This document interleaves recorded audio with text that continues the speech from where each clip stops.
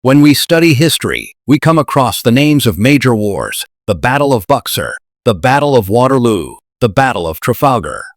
Years from now, when students in America study this Iran-US conflict, it might be called the Battle of Clowns, because from one side, this entire war seems to be run by jokers and clowns. What is the reason for this war? How will it end? What is being done to fight it? Everything looks like a circus. For the past month, Breaking Buzz has been tracking this war, and honestly, it makes you wonder, do these people have any sense at all?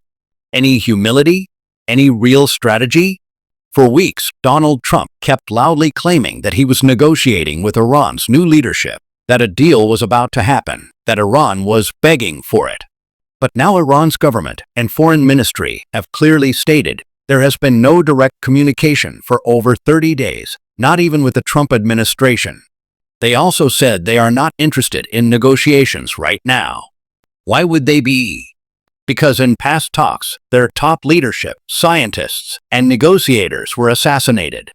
Iran did confirm that a peace proposal came from the US, but it had so many conditions that they rejected it outright. And with ongoing bombings, they said this is not the time for talks. So for a month, Trump has essentially misled the world, claiming talks that never existed. You can call it delusion. You can call it criminal behavior. But the world is being deceived. This entire situation feels like a clown show, driven by self-interest, even manipulation of stock markets, while no real peace talks are happening. At the same time, US officials are making shocking statements. The White House press secretary openly suggested that leaders who don't comply could be eliminated, casually referencing past killings of foreign leaders. This arrogance doesn't stop there. Marco Rubio tried to clarify the war objectives. 1. Destroy Iran's air force. 2. Destroy its navy. 3. Reduce missile launch capabilities. 4. Destroy factories producing missiles and drones. But this raised more questions than answers. What about oil? Nuclear weapons? Regime change? The Strait of Hormuz? The objectives keep shifting depending on who you listen to, Trump, Rubio, or others. Now reports suggest Trump is even telling aides, if Iran doesn't reopen the Strait of Hormuz, the US might just bomb and leave. At this point, it seems like even he is getting bored of the war. If the US withdraws without reopening Hormuz, it would be a major victory for Iran and a significant blow to US global dominance. Some global publications are already suggesting that Iran may be winning, not by conquering Washington, but by holding its ground effectively. Meanwhile, Iran has carried out highly precise strikes, including on Prince Sultan Air Base. They targeted critical US assets: E-3 Sentry, early warning aircraft; KC-135 refueling tankers; EC-130H Compass Call, electronic warfare aircraft. These are crucial to US military operations. Damaging them weakens America's ability to project power in the region.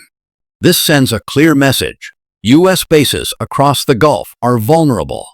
Despite earlier attacks, the US left high-value assets exposed within missile range, a serious strategic mistake. Iran's relatively low-cost drones have managed to inflict significant damage. At the same time, internal chaos is visible within US leadership. Defense Secretary Pete Hegseth is reportedly clashing with journalists, even banning photographers over unflattering images. There are also allegations from Financial Times that his associates attempted to invest in defense stocks before the war, potentially profiting from it. Trump himself is making bizarre claims, suggesting sending forces into Iran to dig up and steal enriched uranium. These plans sound unrealistic and disconnected from reality. Meanwhile, the real tragedy is being overlooked. Massive bombing of civilian infrastructure. Schools and universities destroyed. Around 100,000 civilian sites reportedly hit. Iran's underground facilities remain largely untouched. This suggests a lack of precise military strategy, instead, widespread bombing. So when will this war end? It will likely continue until oil prices become unbearable. The U.S. economy takes a serious hit. Inflation spirals further. Predictions suggest oil could reach $200 per barrel if this continues. Human lives, sadly, are not what will decide the outcome. Thousands have already died across regions like Gaza, Lebanon, and now Iran, including children. Yet global response remains muted. What will matter is rising fuel prices, economic pressure, public protests in the U.S.